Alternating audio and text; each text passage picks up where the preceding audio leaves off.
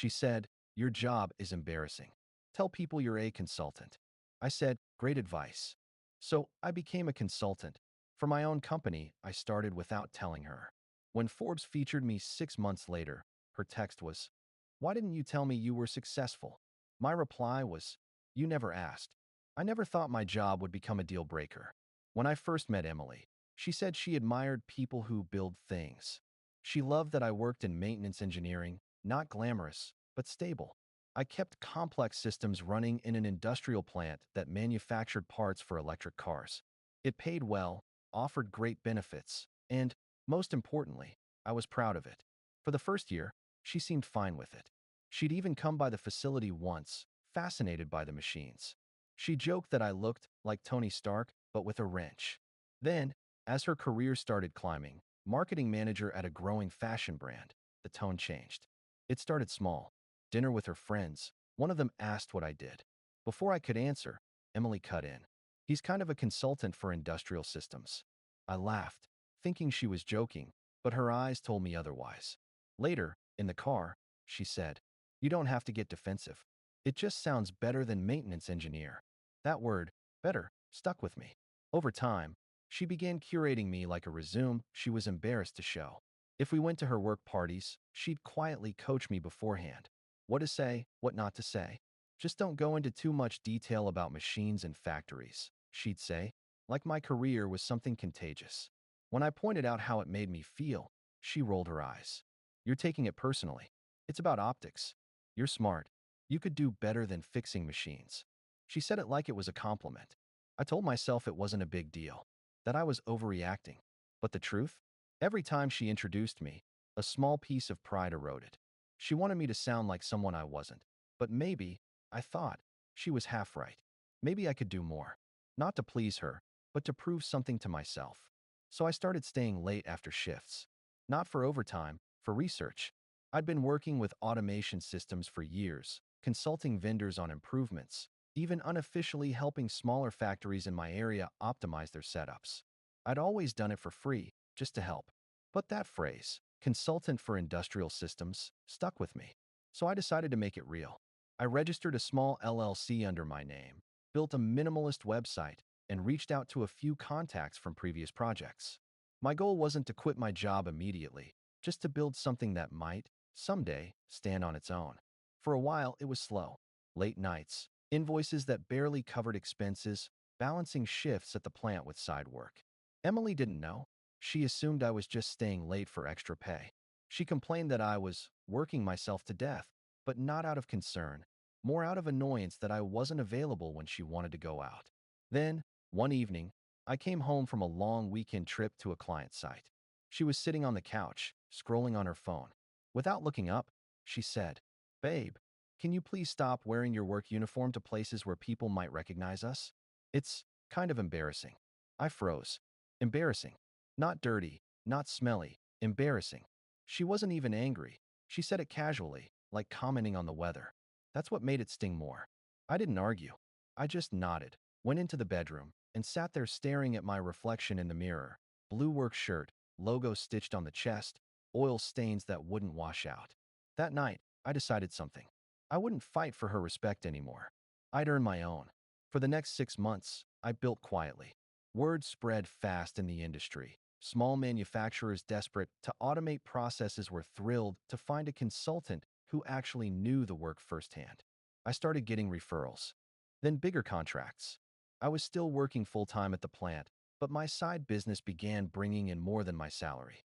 I kept everything separate, a different bank account, a new laptop, quiet invoices filed under my LLC.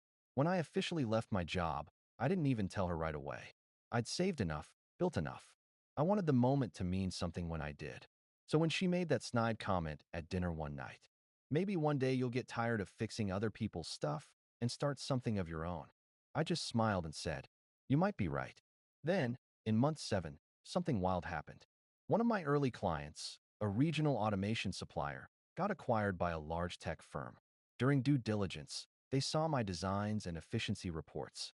A week later, I got a call from a Forbes contributor who was doing a feature on emerging independent consultants transforming industrial tech. I didn't believe it at first. I thought it was a scam.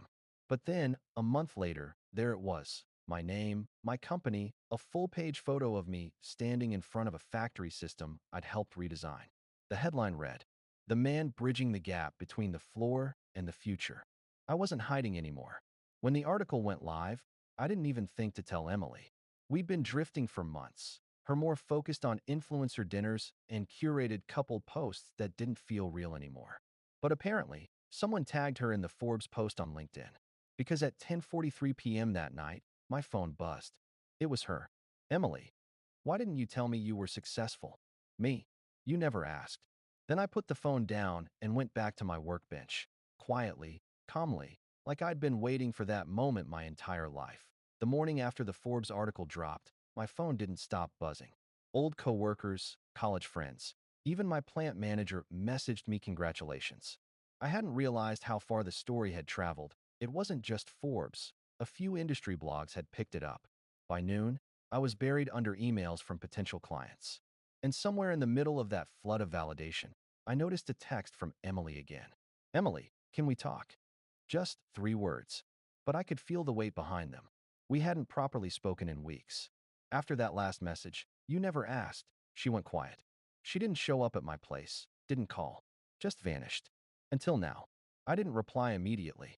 Instead, I went through the motions of my new reality. Meetings, calls, strategy sessions. When I finally checked my phone again, there were 5 unread messages from her. "I saw your article. I'm really proud of you. I had no idea you were doing all that. Why didn't you let me in? Can we meet for coffee? Please." I was stupid. I said things I didn't mean. "You deserve better than how I treated you. Please don't ignore me." The irony was almost poetic. For months, I'd begged silently for her to see me. Now she was begging for the same. Except the version of me she wanted no longer existed. I didn't reply, not out of spite, just clarity. A few days later, mutual friends started reaching out.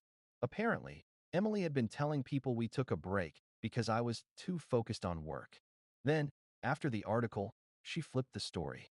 He was building this company the whole time. I supported him more than anyone. That part almost made me laugh. Because the people she told that to were the same ones who'd watched her correct me at parties when I said I worked in engineering. One of them, Dana, texted me privately. "You don't owe her a conversation. Everyone saw how she talked about your job. She's embarrassed now." That's not remorse, it's panic. She was right. Still, a part of me wanted to understand. So I agreed to meet Emily, once. A clean conversation. No shouting, no drama. Just closure. We met at a cafe downtown, the same one we used to go to after her marketing meetings. When she walked in, she looked different, put together, but with that subtle tension people have when they're trying to look relaxed. She smiled, small, unsure. "You look great," she said. "Thanks," I replied. We sat. The silence between us wasn't hostile, just heavy. She started with small talk. Work, life, surface-level things. Then she sighed, looking down at her cup. "I feel like an idiot," she said. "For what?" "For how I treated you. For not believing in you. For caring more about how we looked than who we were." I stayed quiet. Because every word she said now had been said before, just not when it mattered. "You have no idea how many people messaged me after that article," she continued. "They all said how lucky I was. How proud I must be. And, and I realized I'm not. I'm not part of your success story. I'm just the person who underestimated you." She said it like a confession. And maybe it was. Then, quieter. "Do you think we could ever start over?" That question didn't sting. It didn't make me angry. It just made me sad. Not for her, but for the version of me who once would have said yes instantly. "Emily," I said softly, "you didn't break up with a man who needed fixing. You broke up with someone who was already building something. You just didn't stay long enough to see it finished." Her eyes watered. "You're right," she whispered. "But I see it now. And I'm glad you do," I said. "But that doesn't mean you belong in it." I stood up, paid for both coffees, and walked out. No shouting, no scene, just a quiet ending that felt overdue. After that day, I didn't hear from her again directly, but her presence lingered in small ways. People mentioning her name, mutual acquaintances trying to stir nostalgia. I didn't engage. I poured everything into my company instead. We expanded to 2 new regions. I hired 3 full-time engineers, one of them an old colleague from the plant. When the first major client signed a long-term contract, I remembered Emily's words, "Tell people you're a consultant." And I smiled, because now it wasn't a lie. Months later, I got an email from her mom. Polite, kind, distant. "I don't know what happened between you and Emily, but I just wanted to say congratulations. She talks about you sometimes. I think she's proud, even if she can't say it." That hit harder than I expected. Not because I missed Emily, but because it reminded me how much of life keeps moving even when you stop looking back. I never replied. Some things are better left without an answer. The more success came, the less it felt like revenge. At first, I'll admit, I wanted her to see me win, to regret every word she said about being embarrassed. But over time, the victory stopped being about her at all. It became about peace. The kind of peace that comes when you realize you don't need validation from someone who only saw your potential once the world did. Last week, my assistant forwarded me a message from Forbes again. They wanted a follow-up interview, a one-year retrospective on your journey. The journalist asked, "So what's changed most since your first feature?" I thought for a moment before answering. Back then, I wanted to prove something to someone. Now, I just build because I love building.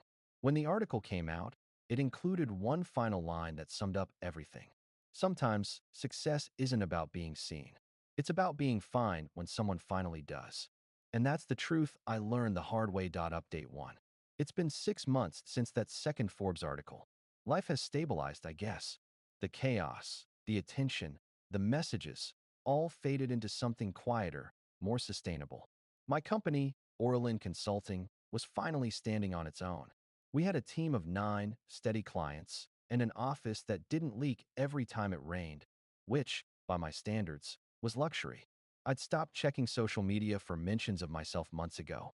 But one Friday morning, while sipping coffee before a client call, I got tagged in a post by someone I hadn't heard from in years.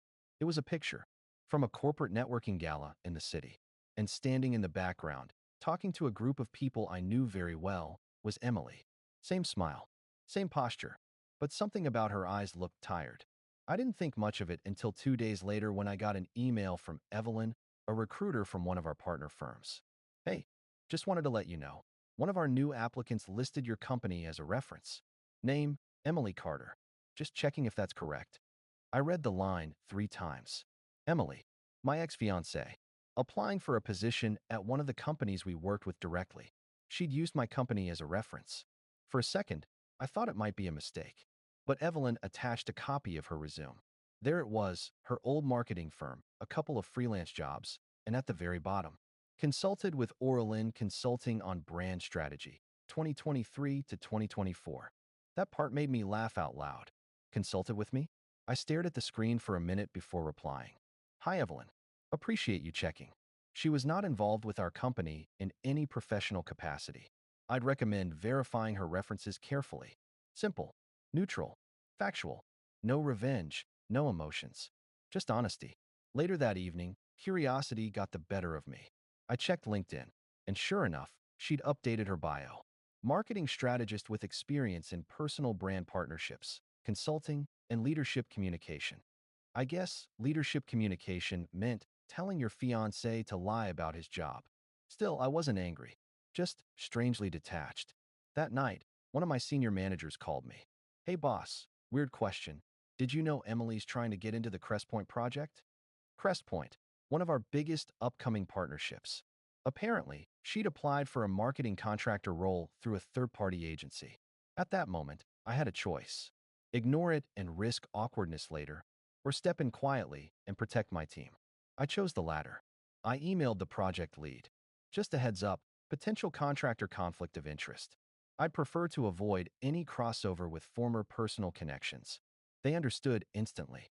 By the next morning, Emily's application had been withdrawn. No drama, no confrontation, just boundaries. A week later, I got a text. Block number, but I knew who it was. "Emily, you didn't have to do that." Me? Do what? "Emily, you know what? I was just trying to start over." Me? So was I. That's why I built something separate from the past. She didn't reply. But a few minutes later, I saw a new post appear on her Instagram story. A picture of a sunset, captioned, "Sometimes you realize you were the villain in someone else's redemption arc." I didn't react, didn't screenshot it, didn't send it to anyone. Because honestly, for the first time, I didn't care. That night, I sat in the empty office long after everyone else left. The hum of the monitors, the quiet echo of success earned without shortcuts, it felt right. And I realized something. She had been my reason for starting, but she wasn't the reason I kept going. What kept me going was peace. The kind that doesn't announce itself. It just lives quietly in the background of your days. The universe has a strange way of closing circles. The person who once told me, "Your job is embarrassing," was now trying to get one through the company built by that same embarrassing job. And I didn't need revenge or validation or even a conversation. All I needed was that simple, calm knowledge. I'd outgrown the part of my life where her opinion mattered. Final update. A year later. It's strange how quickly the extraordinary becomes ordinary. The company grew, not explosively, just steadily. We weren't in Forbes anymore. No flashy headlines. Just a small team doing solid work, getting home at a decent hour, and building something that lasted. I'd moved to a new apartment, higher floor, quieter street, smaller kitchen, but the kind of place that actually felt like mine. No boxes of her stuff in the corner. No arguments about who was right or wrong. Just peace. Then came the summit. It was one of those big marketing and tech conferences. Endless panels, cold coffee, people pretending to network while secretly scrolling their phones. Our company had been invited to speak about independent consulting and digital strategy. Not glamorous, but big enough to matter. I was supposed to give a short presentation and then take part in a Q&A with a few industry reps. I got there early, ran through the slides, and waited. About 10 minutes before my talk, I heard my name behind me. Ethan. I turned, and there she was. Emily. Same dark hair, now shorter. Different outfit. More understated, less of that forced perfection she used to chase. And for the first time since everything, she looked real. Not filtered, not polished, just a person. "Hey," she said softly. "I didn't know you'd be here." I smiled, polite but distant. "Yeah, part of the panel." She nodded, eyes flicking to my badge. Ethan Clark, founder, Oralin Consulting. Her face changed for a second. Not jealousy, not regret exactly, but something heavier. Recognition. "You're doing well," she said. "I'm doing all right," I replied. Silence stretched. Then she added quietly, "I read your second Forbes piece. I didn't realize you actually started the company before we split." I nodded. "Yeah, you told me to call myself a consultant." So I did. That earned a small, bitter laugh. Not angry, just acceptance. We talked for maybe 5 minutes. Nothing dramatic. No apologies, no tears, no cinematic closure. She told me she'd left her old firm, started freelancing, and was trying to rebuild professionally. I told her the truth, that I hoped it worked out for her. And I meant it. Because the thing about healing is, you don't need the other person to suffer. You just need to stop carrying their version of you. The moderator called for the panelists to take their seats. As I stood up, Emily said quietly, "You look happy, Ethan." "I'm glad." And she smiled. A tired, genuine smile. Then she turned and walked away. I took my place on stage, adjusted the mic, and looked at the crowd. A few hundred people, phones up, ready to record sound bites they'd forget by next week. For a moment, my mind drifted back to the garage, the laptop, the late nights, the moment she'd said, "Your job is embarrassing," and how that single line had lit the fuse for everything that came after. But instead of bitterness, I just felt gratitude. Not for her cruelty, but for the clarity it forced. Because sometimes, the worst thing someone says about you is just the first step toward proving them wrong. Not to them, but to yourself. After the talk, I walked outside. It had started raining lightly, that kind of soft, warm drizzle that smells like new beginnings. I took a breath, checked my phone. No new messages. No old ghosts. Just the quiet buzz of a life moving forward. And for the first time in a very, very long while, I realized I wasn't just succeeding. I was free.